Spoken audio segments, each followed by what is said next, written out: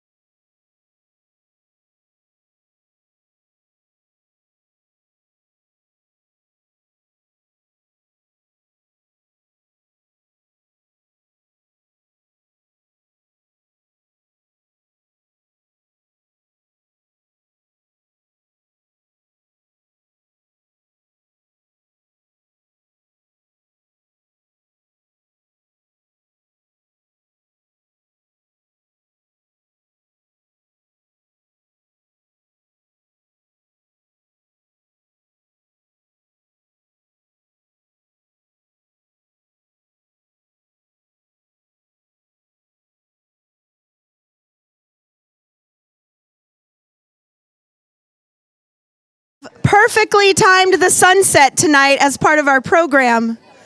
Not really. But please take your seat.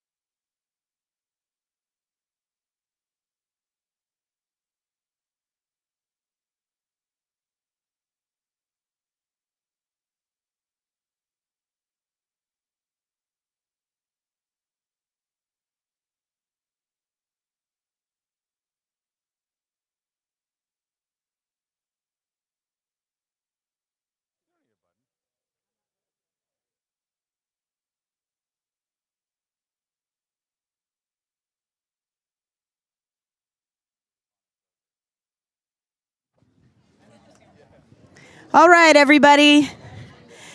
Go ahead and have a seat. Find whatever's available. If you need to move the seat to make more room, you're welcome. They're not drilled into the ground, so you're welcome to move them.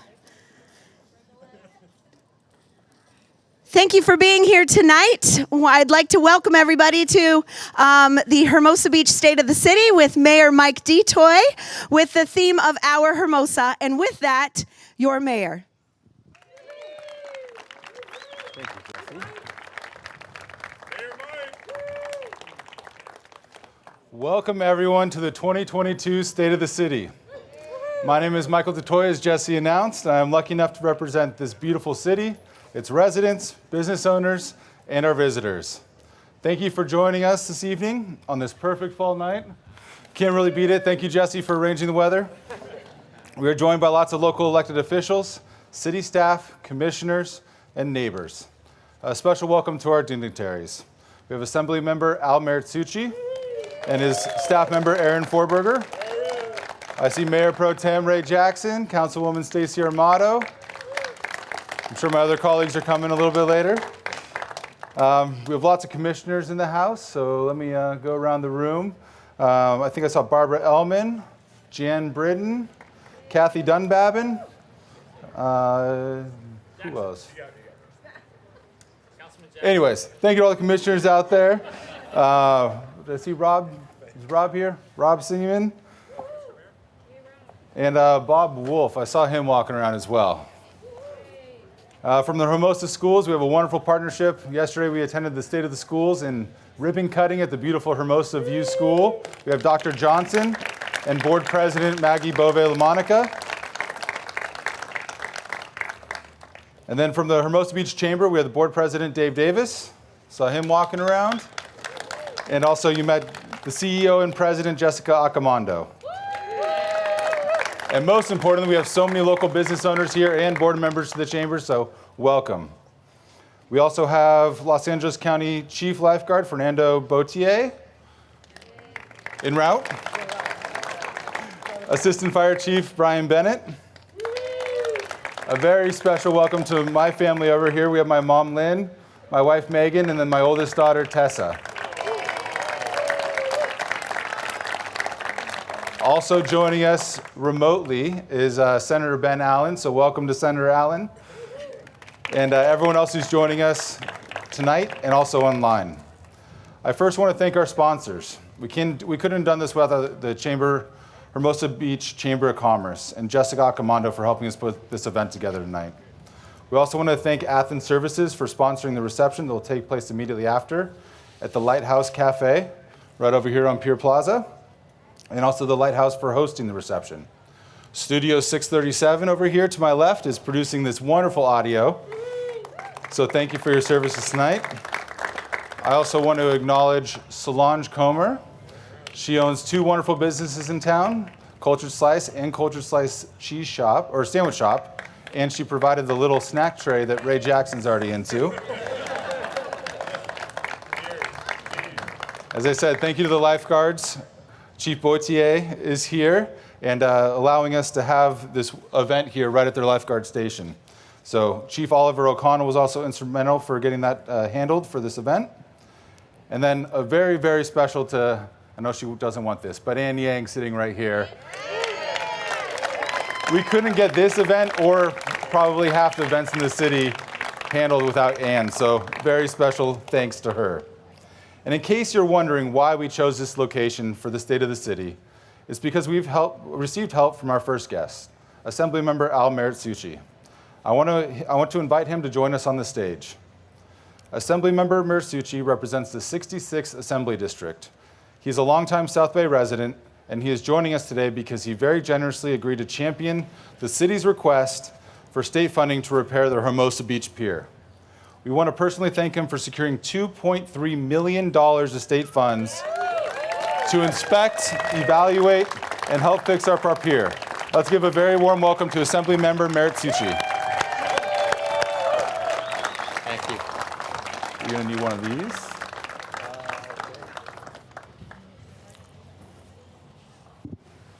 All right. Good evening, Hermosa Beach.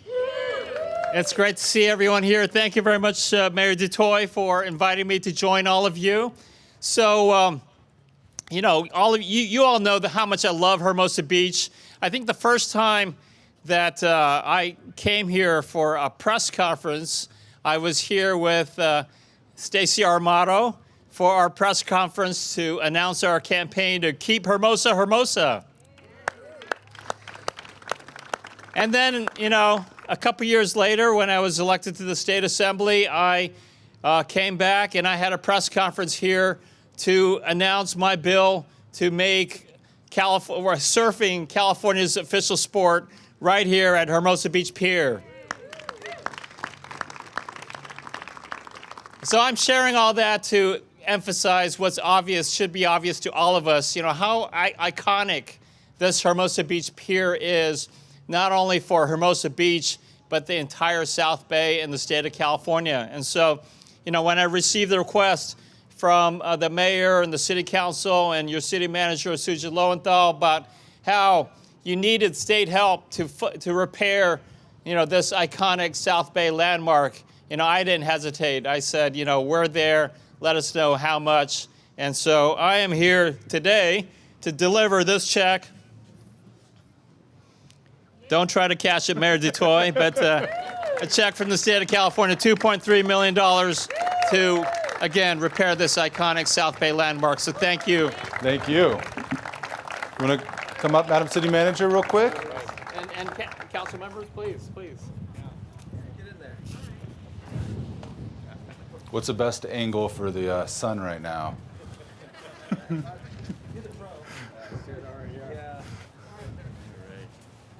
Get in the middle here. Okay, all right. The roses between the thorns? Yes, show us the money. I'll take my sunglasses off. All right. One more. One more. That's your official one. All right. Hear the waves crashing in the back there. Thank you. Thank you. Okay, thank you. All right.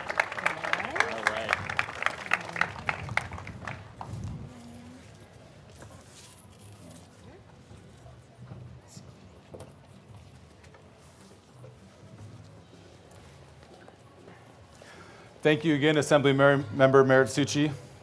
The Hermosa Pier is our most visible landmark. Our town's first pier was built in 1904, nearly 3 years before the city was even incorporated.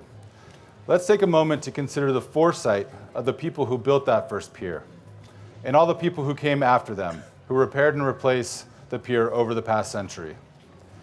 Hermosa's pier is a legacy to those who came before us, people who were committed to making our Hermosa a beautiful community with a distinctive beachside culture. Throughout our city's history, we have benefited from the dedication of the people who strive to make our city better. And we come together tonight, we want to celebrate all of you who are committed to making our community better and rededicate ourselves to our small town with a big heart. We chose our Hermosa as a theme for tonight's State of the City address because how I believe most of us see it. Hermosa is our community, a special place that we are all fortunate to call home. Many of you here tonight have given so much to our community, whether you invested in a business in Hermosa, helping educate our children, or volunteering your time to serve Hermosa, or serving as a city staff member, a police officer, a firefighter, a city council member, or a volunteer at one of the numerous amazing nonprofits that we have in town. Because of all of you, you have helped create this community and support it. And we can say with confidence tonight that the state of our city is strong. But we cannot rest on our past achievements. We must continue to work together every day and be willing to push the city forward to continue to be the best little beach city. To that end, as you may know, I've been hosting conversations and cleanups this year to help bring residents together and find ways to improve our city. Members of the community gave their weekend mornings to help pick up trash, plant native plants on the green belt, paint walls in our parks. And yes, we drank coffee from Java Man and ate best donuts, but most importantly, we got to know our neighbors a little bit better.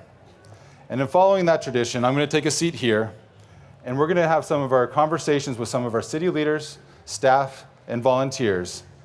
And no, we're not going to put you to work tonight, so don't worry. But we are going to talk about our accomplishments, our challenges, and our opportunity to help Hermosa. So our first guest, as you already saw her in the photo op, is our city manager, Suja Lowenthal. Suja joined the city in 2018 as our city manager. In addition to her time serving in our city in Hermosa, she has more than 25 years of government experience as a city council member, a school board member, an alternate to the California Coastal Commission, and she has held multiple leadership roles in area cities, local water districts, and other agencies within LA County. So Suja, will you please join me on the stage?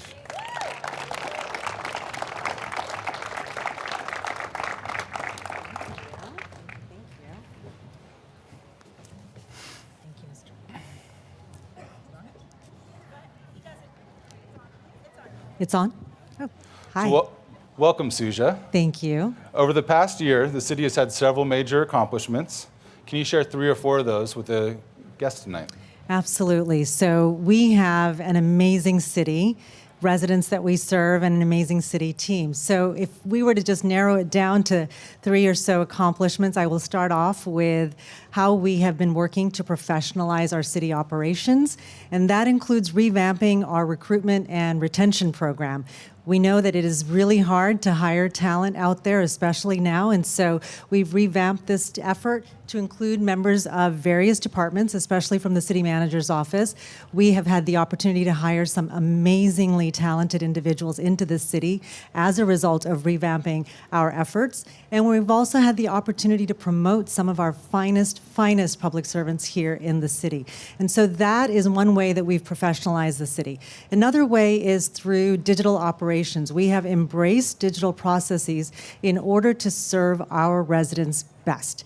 Our number one priority is to provide the services our community deserves and demands. And so to do that, we've also professionalized how we try and deliver these services through digital services.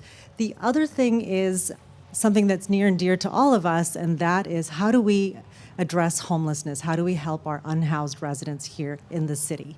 And so we have partnered with City of Redondo Beach, our neighbor.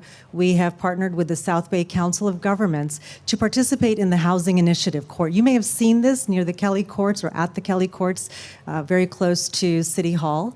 And what we do with the Housing Initiative Court, we've had 4 sessions already this year, and what we do is we provide an opportunity with support from county courts to unhoused individuals who may have had run-ins with the law, who may have had misdemeanor infractions, may have had nonviolent crimes that are being processed, that they are being processed for. And so it gives them the opportunity to go through this Housing Initiative Court and really have the opportunity to suspend prosecution if they are able to meet some court-mandated requirements. And that includes getting services for any issues they may have, whether it might be drug dependency, whether it might be mental health challenges, anything that's going on, the court will require that these needs be met through services that are available through the county. And at the end of all of this, we hope that it leads to housing. We've had over 140 participants in the program so far, and 33 have successfully graduated from the program. And that's huge. And while we may not be able to see that outcome every single day, we know in the city, as we're working with this program, the impact that it has on folks who are unhoused. So that's definitely been a priority for us. And of course, we want to always ensure that we have a responsible and balanced budget, because we can't do anything without delivering a responsible and balanced budget. And so our very, very hardworking team, starting with our Finance Director, Vicki Copeland, our Finance Department staff, and all of our department directors worked incredibly hard, especially emerging from COVID, worked incredibly hard to put together a fiscally responsible, balanced budget for fiscal year 22-23. As you know, Mr. Mayor, we are still emerging from our worst public health crisis in modern history. As a result, our deficits were significant, and we did have support from federal resources in order to bridge that gap between revenues and expenditures. Unfortunately, those resources are drying up, and we are still in need of funds to bridge the gap between revenue and revenue and expenditures. And so we're hoping to be able to make that happen. Well, thank you for all your hard work the past year and your past 4 years being here. As we talked about the city's needs for the piers and other capital improvement projects, were on the City Council's mind when we placed, the City Council unanimously placed Measure B on the ballot for November 8th. And this came after capital improvement study sessions, revenue study sessions, and Measure B would be a locally controlled 3/4 cent sales tax to address the city services needs such as public safety and public works. Can you tell us a little bit about how it would work and what the funds would be used for if enacted by the voters? So for a little bit of context, most of the sales tax that are paid in Hermosa Beach are paid by visitors and tourists. And so we have about $5 million that LA County collects from Hermosa Beach alone from the last 3 county tax measures that have been passed. Of that, only 13 cents per dollar comes back to Hermosa Beach. If Measure B is passed, it's legally required that any revenue generated from that measure stay in Hermosa Beach. And so it is a way to control, locally control these funds and ensure that they go to providing public safety, clean and safe public areas, such as our beach areas and all of these wonderful assets, our pier, as the mayor mentioned, as well as our assembly member who's providing resources to get us started on repairing the pier. So all of these are local needs that we have and would be able to help finance through a locally passed measure. And then there's 3 other ballot measures on the November 8th ballot. Of the 3, Measure M seems to be getting the most attention. This is a cannabis industry sponsored initiative that will allow 2 cannabis retail storefronts to be located and open within Hermosa Beach city limits. The City Council unanimously opposed this measure, and the Cannabis Advisory Group that we formed also opposed it. Can you tell us a little bit about this measure? Absolutely. So this measure is on the ballot for November 8th. It is something that the council had unanimously opposed. And what it would do, if voters pass this measure, it would allow retail operations to take place in Hermosa Beach. And the locations where these operations would take place are locations where we have young students walking by every day to and from school, to and from activities that they do. And so you may recall, as you recall, Mr. Mayor, our Deputy City Manager, Angela Crespi, provided a report to the council on the public safety and health impacts of Measure M. And this is a very thorough report. It was put together by evidence that we had received and researched from other cities, and what we could extrapolate might be similar here in the city if such a measure were to pass. And in that report, what we focus on is the public safety and health impacts. And surely we know that there would be likely some public safety and health impacts. And as I had mentioned, access to cannabis to our youngest of residents is something that we are concerned about. And so having a very visible retail operation where kids are walking by on a daily basis provides greater access and potential there. In addition, the council already provides a mechanism for residents to have cannabis delivered to residents' homes. So if you are ordering from outside the city, you can have this delivered straight to your home. And that's something that the council passed effective October 13th. So this is something that's available already. However, if Measure M passes, the ability to have delivery from any establishment outside of the ones that are cited in Hermosa Beach as a result of Measure M would be banned. And so that would be a change to what's currently allowed here in Hermosa Beach. Well, thank you for that overview. And just in case Measure M is adopted, the council voted to put Measure T on the ballot. It would require cannabis retailers to contribute to the city services through a business tax, just like any other business in the city. The tax would only apply to all cannabis deliveries in Hermosa Beach. The voters do approve Measure M. The tax would also apply to cannabis retail operations that could be established in the city under the Measure M provisions. The Cannabis Advisory Group also supported a business tax for cannabis retailers. The final ballot measure is one that has to do with civil service. The council also unanimously supported this measure. Can you explain this one to the audience tonight and tell us why it is needed? Measure U is on the ballot as well, and what Measure U would do if voters enacted it, it would repeal a 1960 civil service ordinance, and civil service ordinance is where all of our personnel rules are for city employees, so everything that I should be able to look to as a city manager in managing and providing resources for the staff in the city. It is from 1960 and outdated, and so the council is asking voters to repeal that 1960 ordinance so that we may be able to replace it with one that is modern and meets current laws as well as changing times, and it allows us to keep up with any changes in personnel and civil service rules by the state or the federal government. And so it really is an opportunity just to modernize our personnel and how we manage our staff and staff processes. Thank you for that as well. I also want to note that there are 3 city council seats that are up for election. This is out of a pool of 8 candidates, and I do see many of the candidates here in the audience tonight. I'm sure they'll be happy to answer any questions at the reception later if they're joining us, so feel free to reach out to them. Suja, we do have a lot of people in the audience who are here tonight who are involved in the community, but how can the community really help the city? So if you haven't already, and I'm sure all of you are thinking about it, it's on the top of your mind just like it is for us. If you haven't already, please, please vote. It's incredibly important to be civically engaged, and one way to do so is by voting. We also want to share with you that you have, most likely, you have your ballot that's been sent to you by mail, and you can drop that off in the mail anytime postmarked by November 8th, which is the date of the election.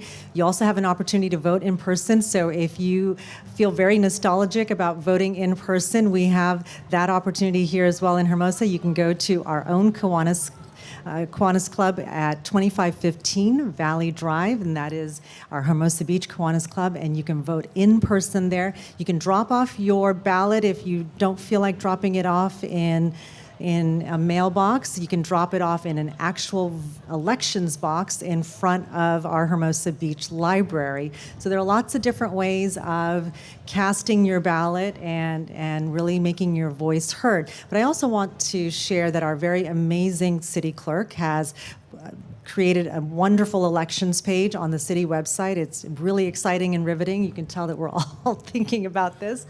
And you can find out all sorts of anything you want to know about the election, the candidates, the ballot measures, but something that is also fairly new, I think it's fairly new, I haven't tried it yet, is you have an opportunity to have a vote pass created online. And Myra, I'm going to look to you to be sure I get this all correct. You make your options for everything that you're able to vote on in Hermosa Beach online. You get a QR code, you go to a vote center, and it populates magically, and you can cast your ballot that way. And so I think that but if you still love paper and you want to be in person, you can do that at the Kiwanis Club.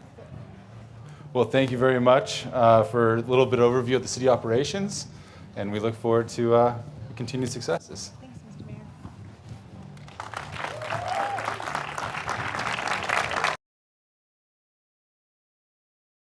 Now I want to welcome our next panel to the stage to discuss public safety.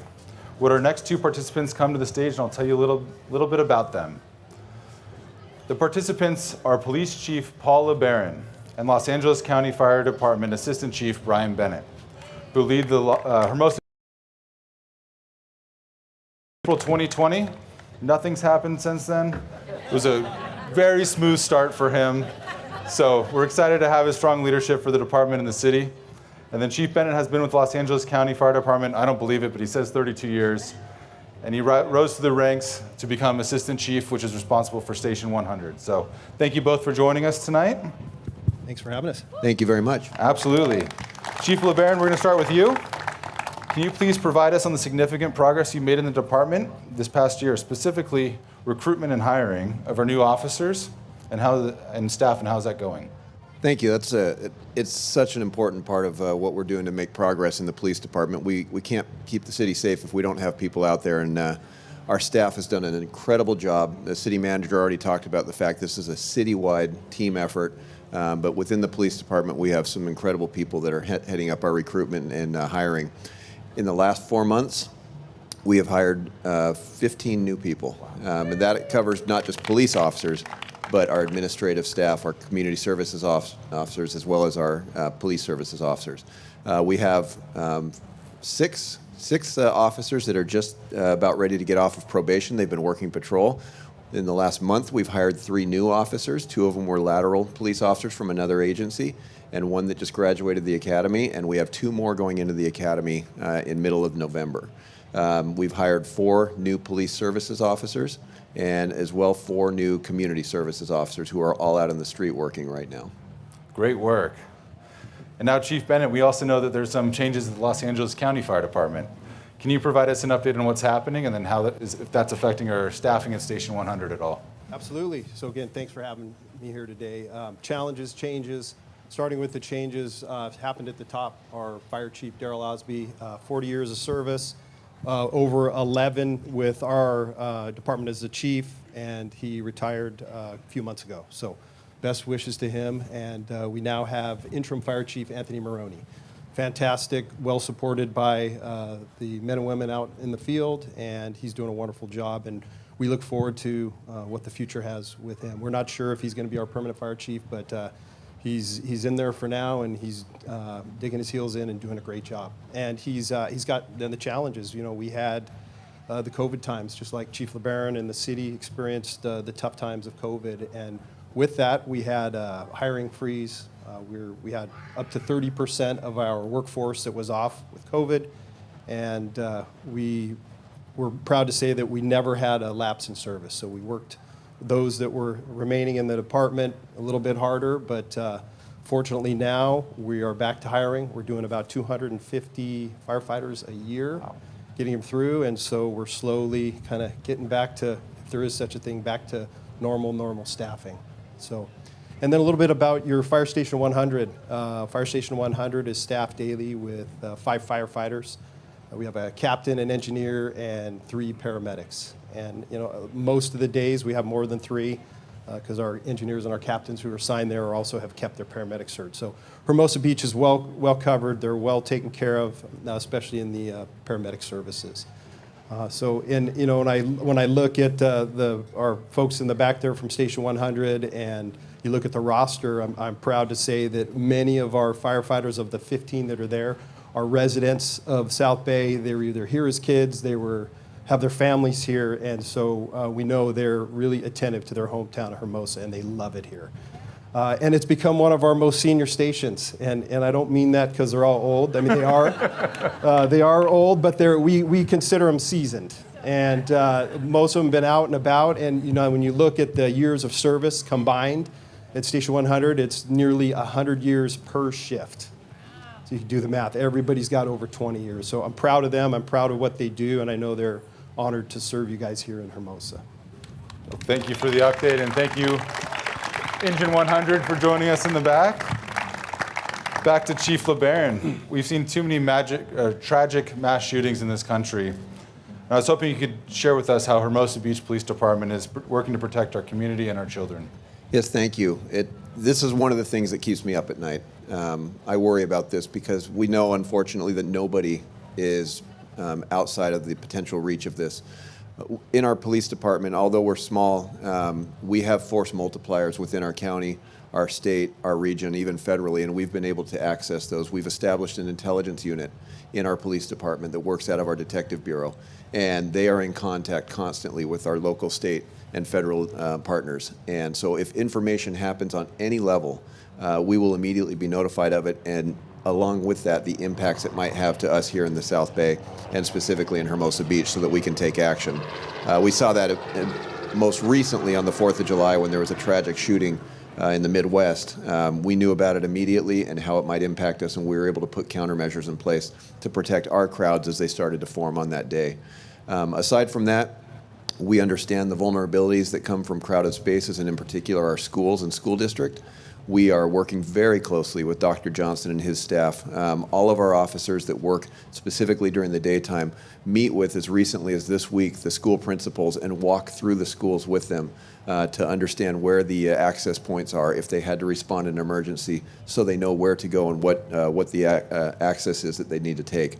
Along with that, next week we're actually going to be working with the management level team from the school district and the city's management team. We're hosting and conducting a tabletop exercise that's going to focus on active, I'm not going to call them shooters, because the tabletop is going to deal with a mass trauma type event and how we would respond if it happened anywhere near City Hall or one of our schools. And so this tabletop will give us some really good foundation to start working forward to even be more secure than we are. Thank you, Chief.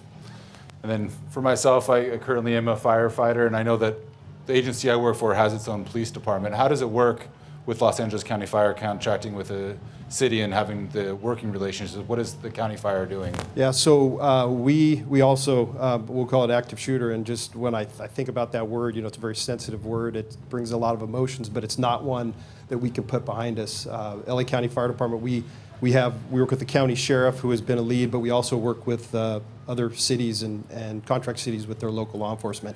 We have year-round training. We'll be at the tabletop exercise led by the Hermosa Police Department, and we also have a Homeland Security section who they specialize in just dealing with this and training and training with our local law enforcement. So the key there is teamwork. When and hopefully it never does, but when it does happen, that it's a seamless, safe evolution, and led by our local law enforcement, but we want to be there to support them. So we'll be here at the tabletop later in the month, and we look forward to teaching, to learning, and working together with your police department. That's great, because I know that was a concern shifting to a larger agency, so continuing that partnership is amazing. So, Chief LeBaron, I know that not everyone here tonight joins our city council meetings. I know you should, it's amazing. But you give these amazing updates, and you talk about these technologies and ways to catch criminals and also prevent crimes. So can you talk a little bit about those technologies that HPPD is instituting? I'm happy to. Technology is the future of public safety. It is going to absolutely change the way we do business and how we solve crime. So we're trying to stay aware and ahead of the game, and so we've done a great job. Our detective bureau and our patrol bureau together came up with a fantastic strategy to address the stolen bike problem we had in the city. Without getting into too much detail, we have bicycles that are on our staff that speak to our officers, and when they get stolen, they tell us. So we are able to respond and stop the person who just stole the bike. Thus far, year to date, we have made 31 arrests for people stealing bikes. And of those 31 arrests, 28 are felony arrests because of the value of the bike, and 100% of those people have been filed on in court by the DA's office or the city prosecutor's office. So they're being held accountable, and I'm very, very proud of the work our staff is doing, and that I get to talk about that. Along with that, we have purchased and are planning to purchase even more closed-circuit television cameras. They're going to be placed in strategic locations throughout the city. You can see some right out at the pier head at Hermosa and Pier, where we keep them. We're able to look at those 24 hours a day, whether we're here or not. We can access them remotely. And we also have purchased some automated license plate reader cameras. These are cameras that focus specifically on license plates, and they connect to our databases so that if a license plate is captured, it will let us know if that license plate is involved in a crime or wanted, or at least log when it was there, so that we can go back when we have a crime in an area and see which cars were coming or going through key access points in our city. And it's already resulted through the use of other cameras in our region in solving significant crimes that have happened not only here but close by. That's amazing. Chief Bennett, how could our community help your firefighters? Well, we, just like our law enforcement brothers and sisters, we love the community. We love to be involved in the community and go out to your schools and do the tours, but we also love when the community helps us. And probably the best way is through our CERT program, our Community Emergency Response Team. And I know we have some CERT members out here, and it's a fantastic program where we teach about a 20-hour course, and the community members can learn about how they can help us in the event of a big disaster. Or now we're even using them. We used them during the COVID time, and they can just get out there, and we're using them a lot more often. We actually have Rosemary Vivero, and I'm going to embarrass her. Rose, if you could stand up. She's your community service liaison, and she's one of our lead CERT coordinators and instructors. She does a fantastic job, and she's there to help you out. And she's also piloting a cool program called Emergency Preparedness. So one of the things we found, or Rose and Captain Hasagawa, the short guy in the back, found that during the CERT programs, a lot of the questions were asked about how we can take care of our families in our homes. And what do we do with our gas? How do we shut off our water? What should I pack? So those aren't necessarily CERT items, but they're super important. So Rosemary and her team has developed a shortened one-day program, emergency preparedness for the community, and they're going to be delivering that. And you guys will be one of our pilot programs if that works with the mayor and council, and it's going to be fantastic. So CERT, great. We love it when they come help us during the big stuff, and then emergency preparedness when we have the community members take care of themselves and their families. So we love the community. That's awesome. Yeah. And Chief, since you came over, we had the pandemic, but you still managed to get out in front of the community with front yard meetings. We did national night outs, coffee with the cop, all of your updates at city council meetings. But Dunk Tank, that's right. Thank you for the front row. And Community Police Academy. But what can the community do to support our police officers? Thank you, Mayor. And let's not forget the Santa Sleigh, which is coming up real soon here also. We're still looking for officers to volunteer to wear this year's elf costumes, which was a big hit. We have a bunch of new employees, so I don't think that would be that hard. No. We're looking for a mayor-size elf costume, by the way, if anyone has one. The things that I talk about in city council, there's a great leader in our profession of policing that says predictable is preventable. It's exactly that. We know what the criminals are doing. They're walking around looking for open car doors, looking for open garages, looking for things that they can easily steal. That's predictable, and it's very preventable. Lock your doors. Don't leave anything in your car. Make sure that your garage doors are shut. And that solves half the crimes that we investigate. So that is probably my foremost message, and I'm saying it over and over. Aside from that, if you want to be a neighborhood watch block captain or you don't know who yours is, reach out to us. We are stronger when the community's taking responsibility for their neighborhoods, and we can be a partner in that. That's absolutely critical. So we encourage more of that. And then you've heard the notion, see something, say something. The worst thing someone can say to me is, I didn't call you because I didn't want to bother you. It bothers me when you don't call us. Please call us. Let us know when you see something, because you know your neighborhood, and if it doesn't look right, it's probably not right. And sometimes an officer driving by doesn't have legal authority to stop somebody, but your phone call might actually give them the ability to do something they couldn't do without your help. Well, Chief, thank you very much. And we actually have some of these volunteers in the community that we're going to honor them right now. So our first two honorees are going to be our CERT volunteers. So Jan Britton and Dave Buckland, would you please join me on the stage?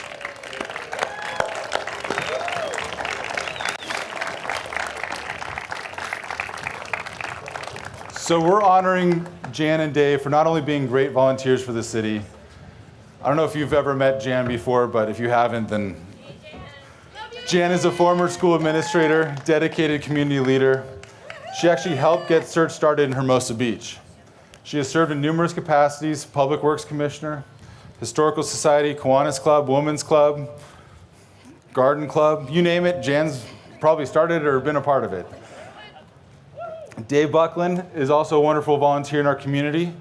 He serves as a lead for volunteering and policing, and has also served on the Emergency Preparedness Advisory Commission, and has served with the arts and theater groups in the city as well.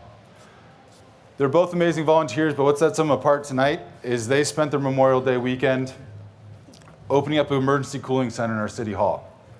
Our normal cooling center, the library, was closed with the long weekend, and these two gave up their weekends to make sure not only our residents, but all the visitors and tourists during Fiesta Hermosa had a cool place to relax. So for giving up your holiday weekend and your many years of service to the community, we just want to thank you. And we have some Hermosa Beach boards, and then the police chief and fire chief have some challenge coins for you. Thank you very much. Thank you. Thank you. Thank you. We're going to get a picture too. Get over there. Okay. One more. One more.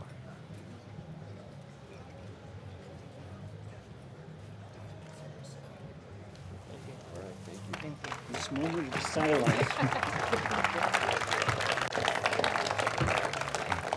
The next honor we have is going to be Nicholas Anderson. He's a Hermosa Beach Eagle Scout.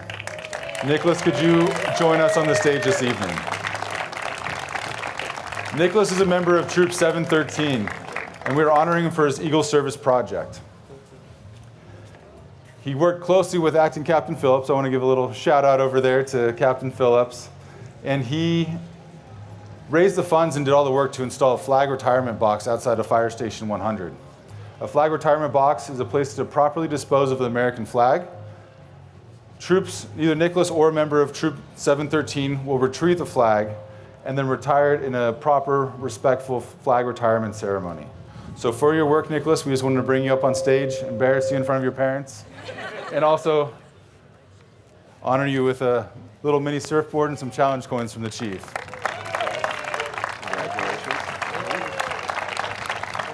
Congratulations.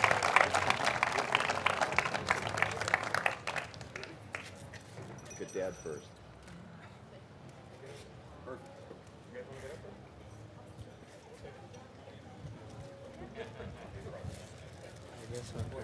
Oh, yeah. All right. Come on up.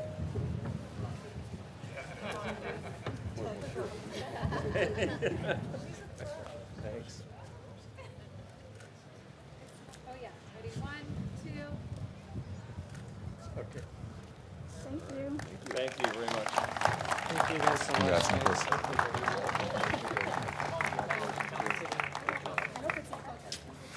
And our last honoree is going to be Rick Poplin. So if Rick Poplin can join us on stage tonight as well. Rick is a resident of Hermosa Beach and a former Air Force colonel and a fighter pilot. Now he's a commercial pilot. I don't know how much cooler he can get, but he also provides leadership training to people around the world. He volunteered his time to come to a recent supervisor training for the Hermosa Beach Police Department. He taught our police department supervisors about leading in today's world. He's also responsible for getting some of our city officers into a video for a very worthy cause, the Folds of Honor organization, which provides life-changing scholarships for members of fallen first responders and military. So thank you, Rick, for your service.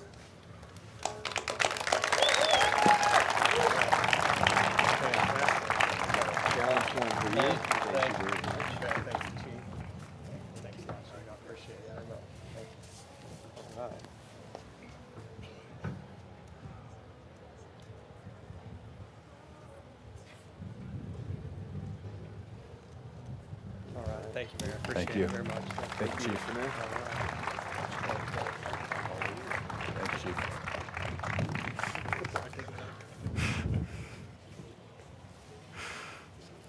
So thank you to the four of you for all you do for the community.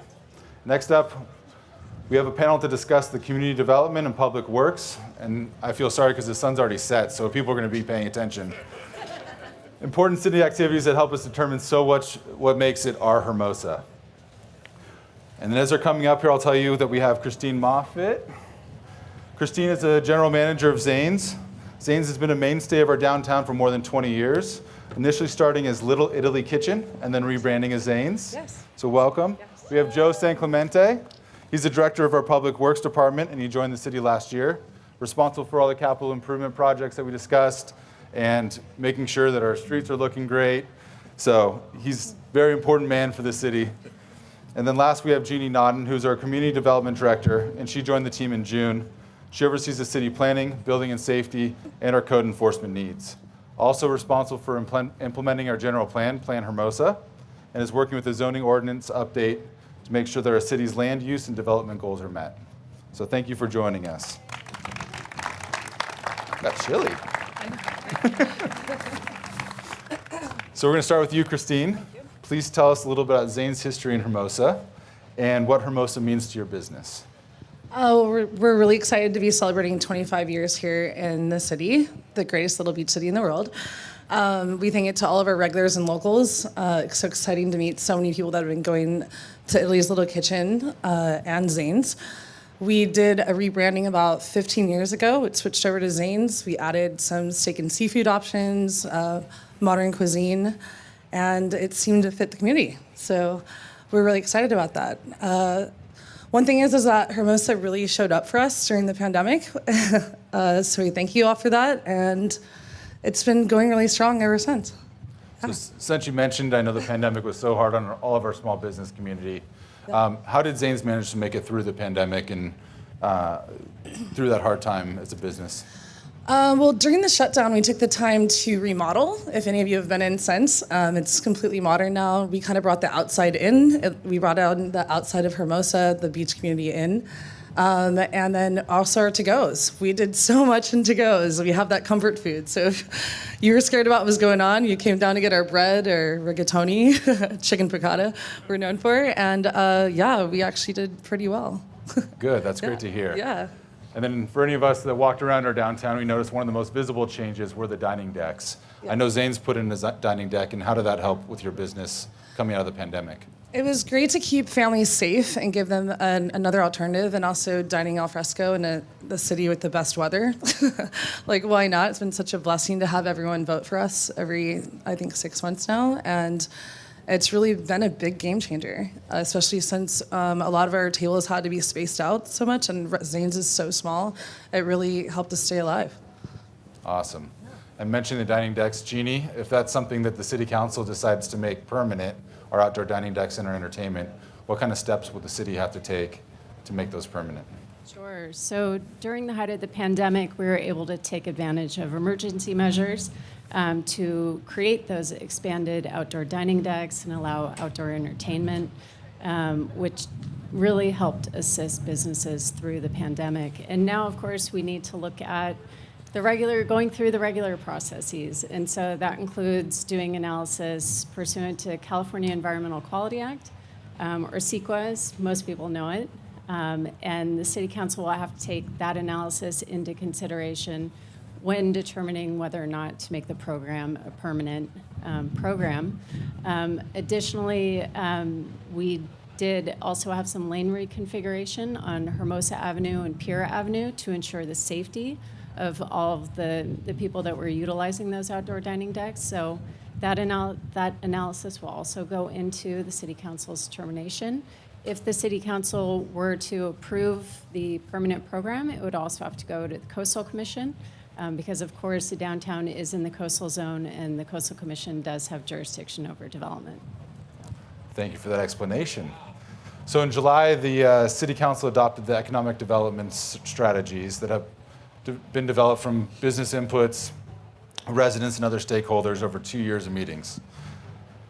The plan of the economic development is to enhance the city's business district, help local businesses thrive, strengthen the local economy, and continue to emerge from the pandemic. This question's for both Jeannie and Joe. Can you talk about the next steps in that process and actually getting that plan implemented? Sure. Well, I'll start that off. In terms of community development, we have several priorities for this first year. The first of which is to work with the business community in the formation of a business improvement district. So we've hired an expert in the formation of those business improvement districts to help the business community chart a path forward if they would choose to create one of those business improvement districts. Additionally, before the strategy was completed, it was a real priority for the Community Development Department to improve our communications with small business owners. So that, of course, will continue to be a priority for our department. Yeah, I'm happy to jump into that as well. Also included in the economic development strategy is recommendations to complete a wayfinding study and design of signs to help improve access to the downtown and knowledge of where things are, and also a lighting study where we're going to evaluate what lighting conditions are in the downtown to improve both aesthetic and safety lighting along Pier Avenue and Hermosa Avenue. We're going to be bringing on a design consultant soon to start looking at our lighting conditions and make recommendations. And we encourage our business community and residents to get involved with that process because we will have opportunities for engagement. Well, if we need A-frame lighting, we know where to find it, so. Joe, your staff has been amazing because there's a group of residents that are advocating for accessibility around town and on our beaches. And I know that we did have a beautiful ADA path that just got taken up today, but can you talk about some of the improvements that we're doing and when this beautiful path will be coming back? Sure, no, I appreciate it. So the American with Disabilities Act, ADA, requires that the city provide reasonable access for all users, for those with disabilities especially. In the last year, as you noted, we did deploy 3 accessible mats on our beach to improve access for all users. Those are temporarily removed just for a week while we're actually working on some additional upgrades that are going to be installed just next week. But we've also, in the last year, completed the city's self-evaluation and transition plan, which really lays out a roadmap for the city on improving access for our roadways, our facilities, and all of our parks. And then also, we're going to be bringing on a designer in the coming months to work on accessible path improvements for our beautiful Greenbelt. Perfect. In this last fiscal year, 2022-2023, the City Council set an ambitious goal of 50 CIP projects, $23 million budget.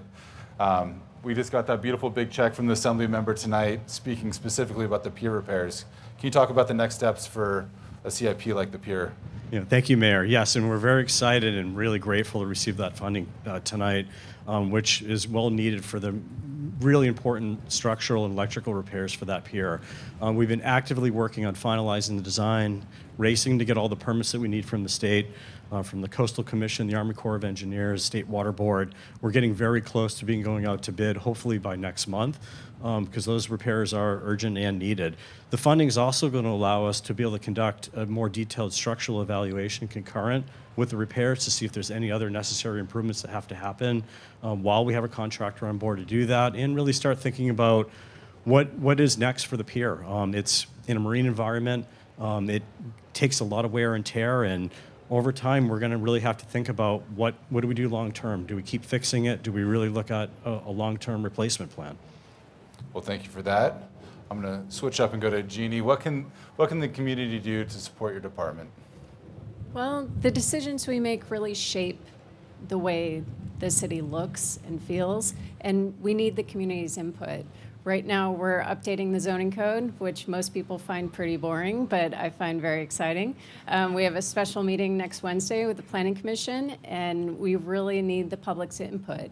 So please check out the meetings, check out the information that we're sending the Planning Commission. Let us know what you think, so we can make sure that the decisions we make reflect what the community would like. Thank you. And Joe, how can we help Public Works? One of the things that we encourage our residents to do is get the Go Hermosa app on your phone and report any issues that way. Non-emergency issues, of course, but we do find that it's the most efficient way for us to understand what types of issues are out there in the field and allow us to really effectively get a work order in place and help address it as quickly as possible. Perfect. And then Christine, besides eating every meal at Zane's, what can the community do to help our small businesses? Well, just remember this holiday season to support local retail, book your holiday parties at your local restaurants, keep it inner city. Yeah. Perfect. Well, thank you, Christine. Thank you, Joe. Thank you, Jeannie.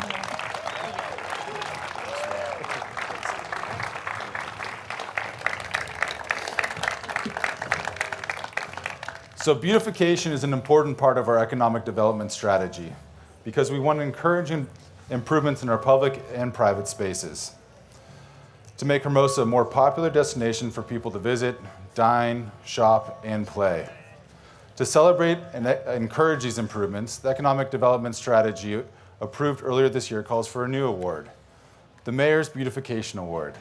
And I'm very pleased as being a part of the Economic Development Subcommittee with my co-council member, Mary Campbell, to be able to issue this first award to the beautiful Sea Sprite Hotel. The Sea Sprite Hotel is a historic hotel located just steps away from the sand and steps away from us. As you turn over your left shoulder, you can see it. So last year, They created accessible rooms, upgraded essential systems, and gave the hotel exterior a more modern appearance. Everyone knows it takes a team to make great things happen, and this project took a lot of great minds, from individuals at Wilshire Capital Partners, Vista Investments, which includes Vista Design Builds, and Vista Management, and the team at the hotel. Marina Boulanger is the general manager of the Sea Sprite and a member of the Chamber of Commerce's board of director. Marina, could you and your team join me on the stage to accept the first ever Mayor's Beautification Award?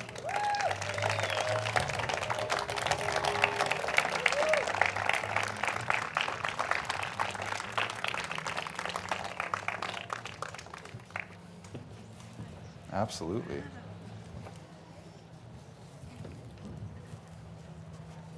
Congratulations. Yeah, thank you so much. Congratulations. Thanks. Thank you. Congratulations. You want to hold the surfboard too.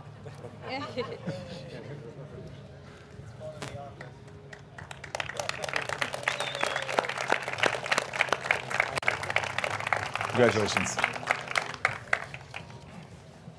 And our last panel before we all freeze, I would like to invite to the stage is our Parks and Recreation. We are joined by Parks Commissioner Barbara Ellman, who has been a Parks, Recreation, and Community Resources Advisory Commissioner for 6 years, as well as the founders of Keep Hermosa Hermosa. She's a graduate of Leadership Hermosa and a CERT volunteer. Mark Mamber, if you see his face all around town, is the current president of our Hermosa Beach Little League. He's a father of 2 young boys at Hermosa Valley Middle School. He's been active in Little League for close to a decade, coach, director, executive director, board member, and now president. And last, we have Angela Crespi, who's our deputy city manager. She joined the city in 2021, and she assists our city manager with operations from city departments, and we'll take it easy on Angela. She's actually filling in. That's how great our city manager office is. Our regular community resources manager is sick tonight, Lisa Nichols, so Angela's going to fill in and give some of the information because of how our deputy city manager and our city manager's office is able to work so well with the different departments. So Mark, I know that you have quite the following on social media. I'm kind of jealous. Our parks and beaches and open spaces are important for our Hermosa Beach Little League is the biggest users of our parks. Can you tell us a little bit about how frequently the Little League uses our parks? And Barbara probably can attest to this. Yeah, sure. I can't speak to all Hermosa parks, but we totally dominate Clark Field. For a little perspective, the Dodgers, they play about 80 games over a 6-month season at Dodger Stadium. Last spring, we crammed about 425 games into a 90-day season, plus practices. So yeah, we make great use of that field.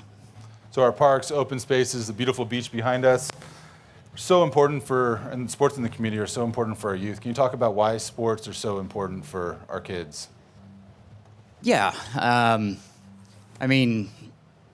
team sports, give kids an opportunity to learn maybe 1 million different life lessons that I think are very important.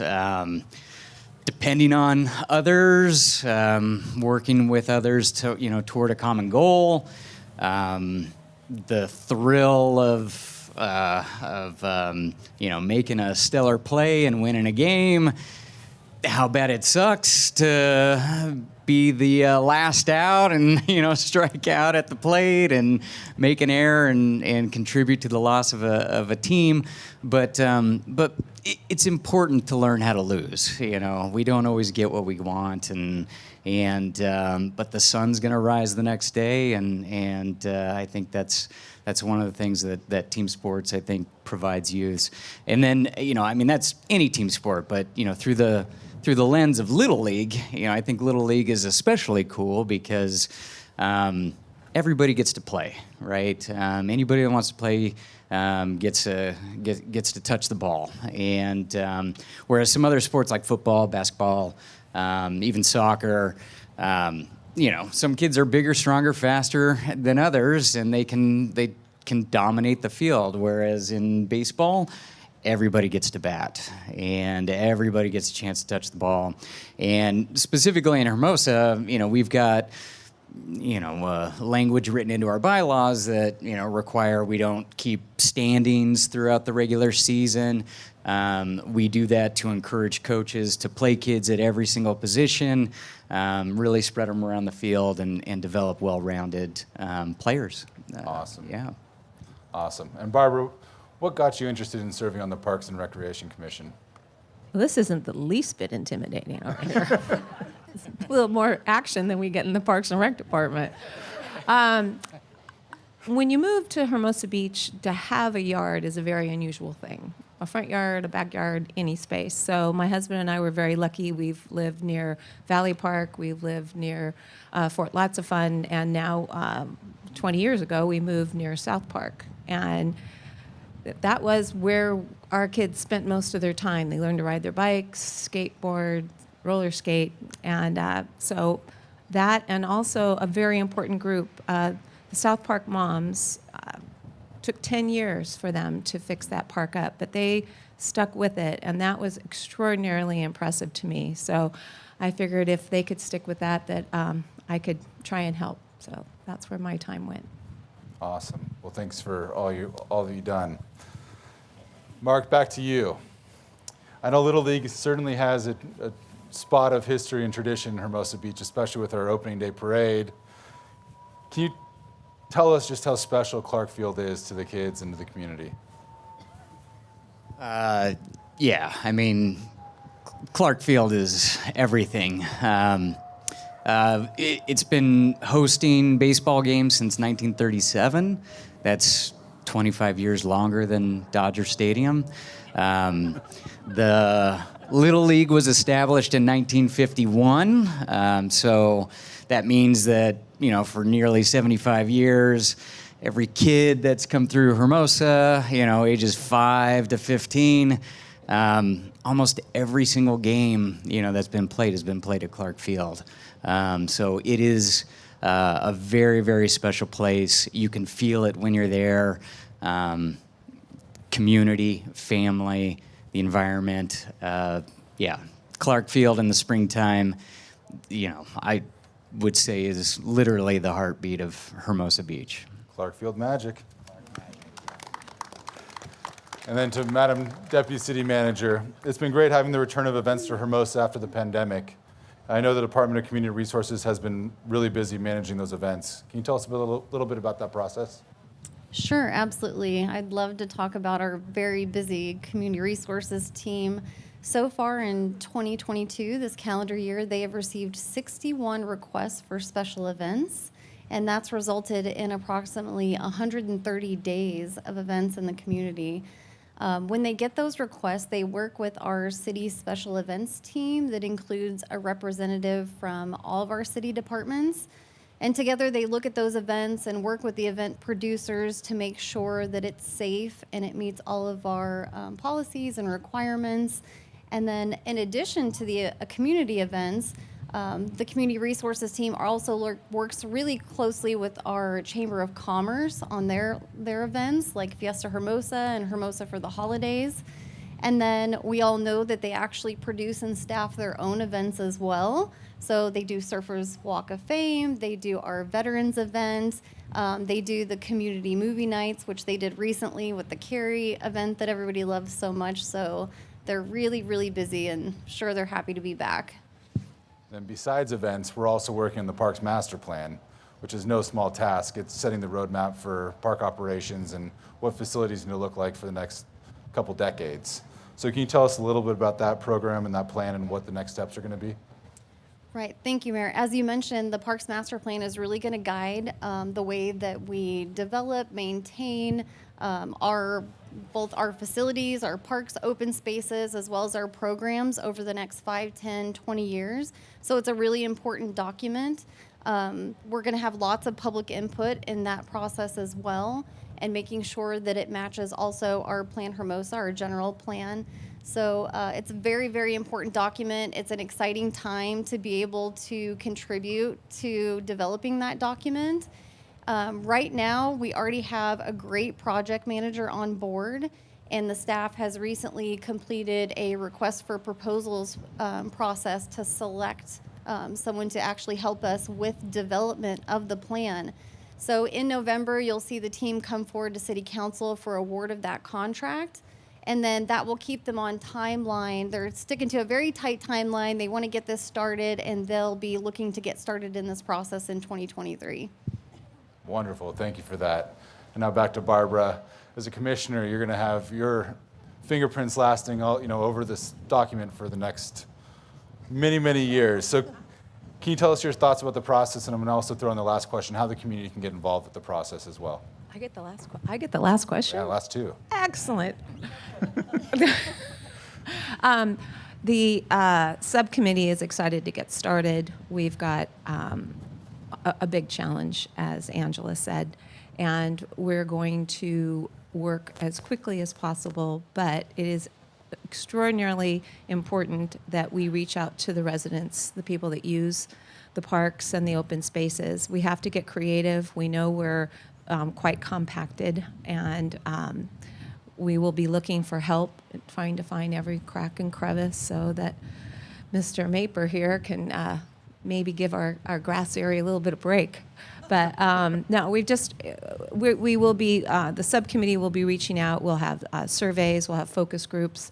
And I didn't bring it with me, but we do have a special email, and there will be an assigned area on the internet for updates. And again, if anyone has any ideas, we're open to anything. Wonderful. Well, Mark, Barbara, and Angela, thank you so much for joining us tonight. Thanks so much for having me. That's awesome. Thank you. Thank you, Angela. Thanks so much. Well, thank you for everyone who participated this evening and everyone who's serviced the last years and decades. We're able to honor you tonight. We heard from our dedicated city staff and community members who are making a difference in Hermosa. Whether you're coaching Little League and helping to shape our future leaders of this country, or you're wearing a badge and keeping our community safe. They're each contributing to what makes Hermosa such a great place to live, work, and play. Our vision statement in Hermosa states, Hermosa is a small town that other towns aspire to be. It is a very special place where our beach culture, strong sense of community, and commitment to sustainability intersect. We feel very fortunate to be able to call Hermosa Beach our home, our community. And we feel very fortunate that we have wonderful neighbors like Mark Mamber, community leaders like Barbara Ellman, volunteers like Jan Britton, Dave Buckland. We have business community leaders like Christine Moffett, Marina Boulanger, and dedicated city staff, working together to strengthen and sustain our community. We can all be inspired by people we heard tonight, people who are giving their time and their talents to Hermosa Beach. As we leave, we can all ask ourselves, what can we do to make a difference in our community? Can we donate time to the Little League? Or help our schools? Or organizing and helping educate our future leaders? Can we volunteer to keep the city safe through neighborhood watch or CERT classes? Can we help our city staff by supporting them and seeking to understand the challenges that they face?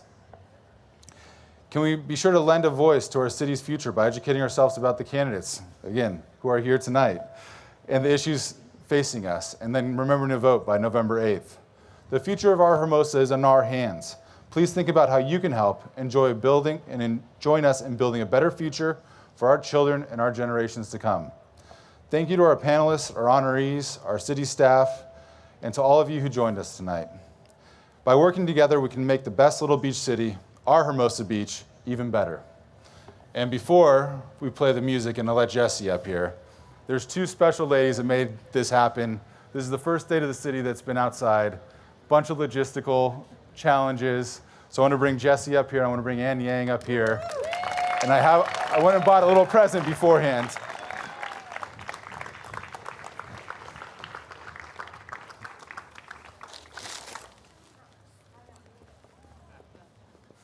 I went off script, so they don't know. Thank you. Absolutely. So these ladies right here, just doing amazing things for the community and so instrumental for the event tonight. And with that, I'll pass it over to Jesse to announce the reception where we can all go warm up. Thank you. Yes. All right, I'm going to grab this right here. All right. All right, everybody. Thank you so much for bearing the cold. We're running a little bit late, but the lighthouse is not only warm, there's music coming, and there's food. So please head on over, enjoy. We were especially honored to host tonight. Mayor Mike might be one of my favorites. I also want to thank our sponsors tonight. Don't forget your Cultured Slice Cheese Box, as well as Athens Services, who always steps up when we ask them to. And don't forget your new Truly Hermosa magazine. Thank you all. See you at the lighthouse.